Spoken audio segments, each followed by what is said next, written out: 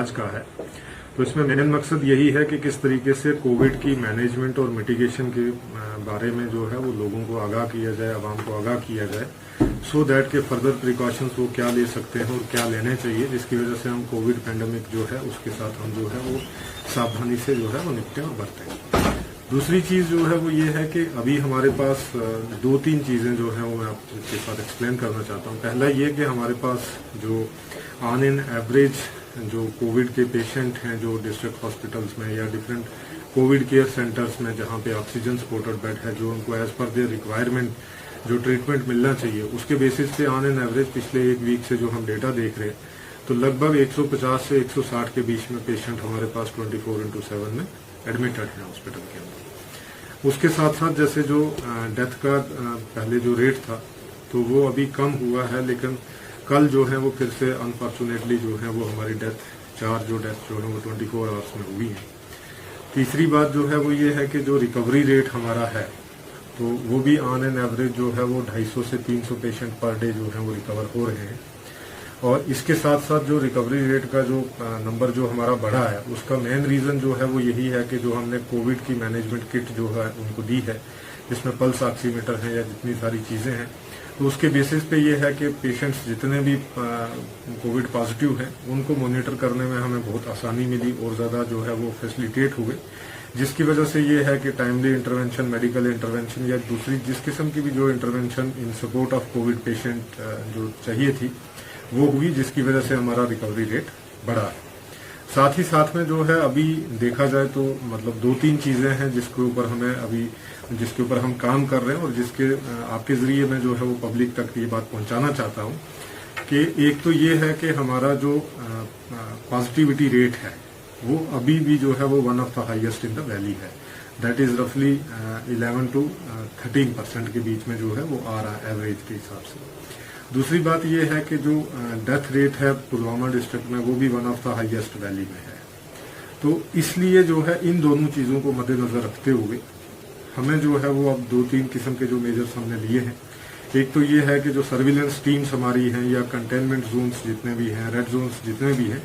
उनके अंदर सर्विलेंस को हमने बढ़ाया है। तो पहले हमारे पास जो है वो 285 के करीब जो है वो हमारी सर्विलेंस टीम थी, तो अब उनको बढ़ाकर हमने जो है वो 315 कर दिया है। तो इस बेसिस पे जो है वो सर्विलेंस टीम जो है वो मॉनिटरिंग जो है और बेटर वे में होगी। और साथ ही साथ में हमने जो वैक्सीनेशन ड्राइव जो है वो चलाई है अदर देन कंटेनमेंट या रेड जोन्स वाले एरियाज में, तो उसमें डोर टू डोर वैक्सीनेशन का सिस्टम जो है वो हमने शुरू किया है। आने वाले टाइम में जो है वो हम इस चीज को भी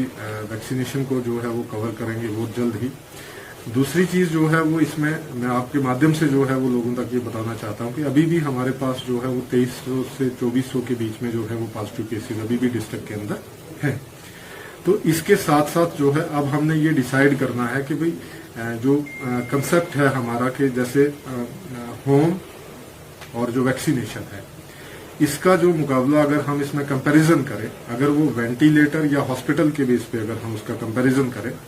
तो होम और जो वैक्सीनेशन है इज मच मोर इम्पोर्टेंट और वो ज्यादा अच्छी है, ज्यादा खूबसूरत है एज कम्पेयर टू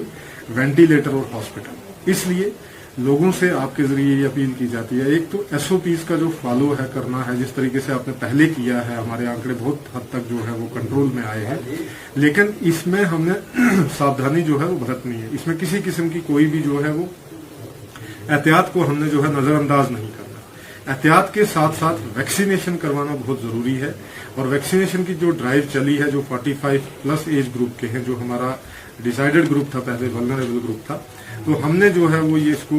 बड़ी तेजी पे जो है वो शुरू किया है। तो आप प्लीज किसी किस्म के जो भी यहाँ पे र्यूमर्स हो रहे हैं कि भाई वैक्सीनेशन से ये प्रॉब्लम्स आएंगी, तो ऐसा मैं आपको एक एग्जांपल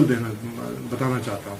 वैक्सीनेशन का क्या सिस्टम है कि जैसे हम देखते हैं कि जब घर में बच्चा हमारा पैदा होता है तो उसकी वैक्सीनेशन भी होती है, नंबर 1। नंबर 2,